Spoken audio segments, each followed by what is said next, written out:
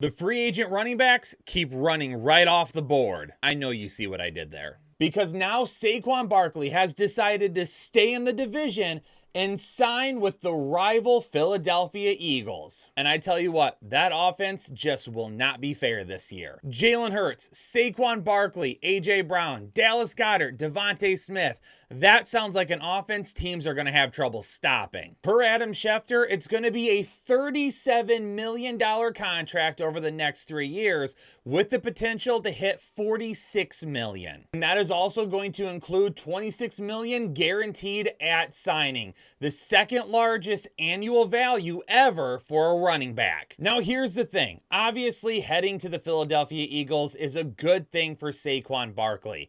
But there's a couple of things that we do need to keep in mind as we talk about that. Number one, his health. He's going to need to have a fully healthy year, something that he has had trouble doing since entering the league. And number two, I think we should expect to see a pretty big decrease in the passing game work that we have seen from years past. Now, this last season in New York, we already saw them kind of drop away from giving him the ball in the passing game as often as we did his first couple of years in the league. But now in Philadelphia, I can almost lock in the fact that it's probably not going to happen. This will continue to be a run-heavy offense, though, and when you have guys on the perimeter like Devontae Smith and A.J. Brown, when you have a guy over the middle like Dallas Goedert, and when you have a quarterback that can definitely pick up yards on the ground with his feet like Jalen Hurts, it's not going to leave a whole lot of people to keep an eye on Saquon Barkley, who can definitely make someone miss in one-on-one situations. And honestly, Barkley doesn't even need to see a career high in touches to have a career year performance-wise. He should see a ton of yards on the ground, and we're looking at a situation where 5 yards a carry is definitely inside the realm of possibilities.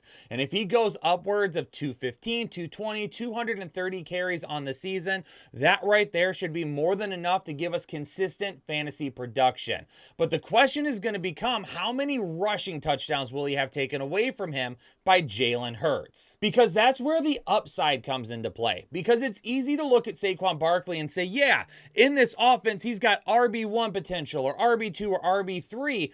And I understand that, and it makes sense. But knowing the fact that he's probably not going to see the same passing game work that he used to, and that he's going to have touchdowns stolen by Jalen Hurts, I think it's more realistic to look at Saquon Barkley and think he's in the back third of the RB1s, somewhere from that 7 to 12 range, and know that on a weekly basis, he could have top 5 potential as well. And that's not me hating on Saquon Barkley. That's me trying to temper expectations for people who think that he could be a top tier running back every single week. I just don't see that happening. I see too much work getting taken from him at the goal line, and I don't see enough passing game work for him to have a consistently high ceiling.